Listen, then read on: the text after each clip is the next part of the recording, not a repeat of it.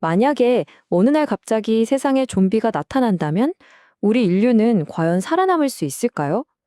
오늘 이 시간에는요, 공상과학 영화에나 나올 법한 이 질문에 대해서 아주 진지한 수학 논문이 내놓은 해답을 같이 한번 파헤쳐 보겠습니다.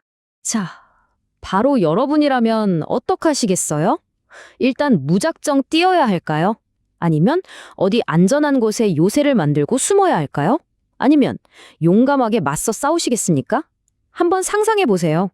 놀랍게도 말이죠. 이 질문에 대한 가장 명쾌한 답은 생존 전문가가 아니라 수학자들이 내놨습니다.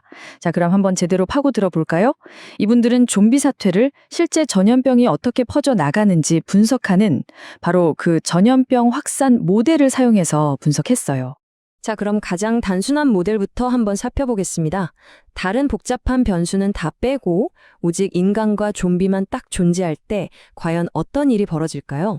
이 모델은요, 인류를 크게 세 그룹으로 나눠요. 첫 번째, 아직 감염되지 않은 건강한 사람들. 둘째, 좀비가 되어버린 감염자들. 그리고 마지막으로 싸움에서 지거나 해서 더 이상 이 싸움의 변수가 되지 않는 말 그대로 제거된 사람들. 그러니까 사람들은 좀비에게 물리면서 감염자가 되거나 싸움에서 져서 제거되는 식으로 이 그룹들 사이를 왔다 갔다 하게 되는 거죠. 이 단순한 시나리오에서 인류의 미래는 딱 둘 중 하나입니다. 좀비를 싹 다 물리치고 살아남거나 아니면 반대로 좀비에게 완전히 세상을 내주거나. 그런데 여기서 수학은 정말 냉혹한 현실을 보여줍니다. 계산 결과는 충격적이에요.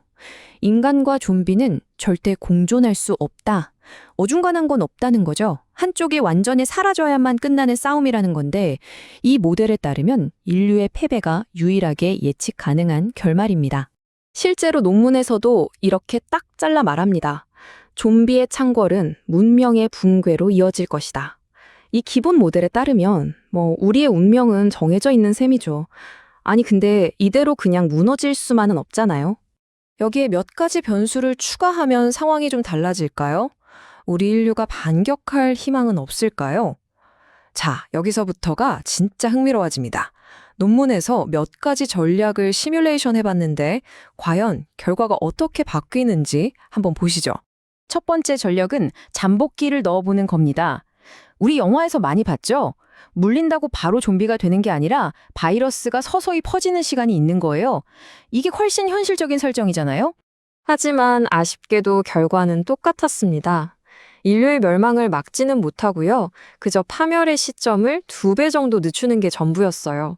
그러니까 시간은 좀 벌 수 있지만 최종적인 승패를 뒤집지는 못한다는 거죠. 그럼 두 번째 전략, 격리는 어떨까요?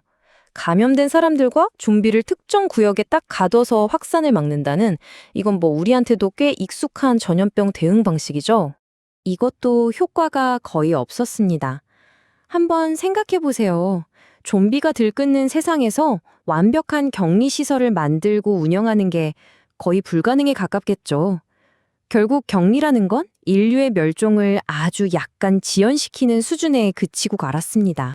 자, 그렇다면 인류의 마지막 희망, 치료제가 있다면 어떨까요? 기적의 약이 개발돼서 좀비를 다시 인간으로 되돌릴 수 있게 됐다고 가정해 보는 겁니다. 와, 드디어 인류가 살아남는 시나리오가 나왔습니다. 라고 생각했는데 이게 또 완벽한 해피엔딩은 아니에요. 치료제가 있어도 인류는 소수만 간신히 살아남고 계속해서 생겨나는 좀비들과 아주 불안한 공존을 이어가야만 합니다. 아니 그럼 진짜로 우리가 이기는 방법은 없는 걸까요? 맞습니다.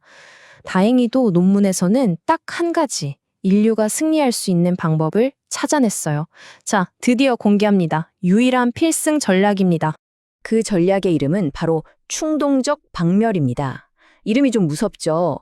이걸 아주 쉽게 풀어서 설명하면 망설이지 말고 기회가 될 때마다 아주 강력하게 그리고 주기적으로 좀비를 소탕하라. 바로 이겁니다. 이 전략이 논문이 찾아낸 유일한 해법이에요. 자, 이 그래프를 한번 보세요. 이게 바로 그 전략의 효과입니다. 첫 번째, 대규모 공격으로 좀비 수가 확 줄어들죠. 물론 좀비가 다시 좀 늘어나긴 하지만 곧바로 더 강력한 두 번째 공격, 그리고 세 번째 공격으로 거의 싹쓸이 해버리는 겁니다. 이렇게 반복적이고 강력한 타격이 핵심인 거죠. 그러니까 결론은 아주 명확해요.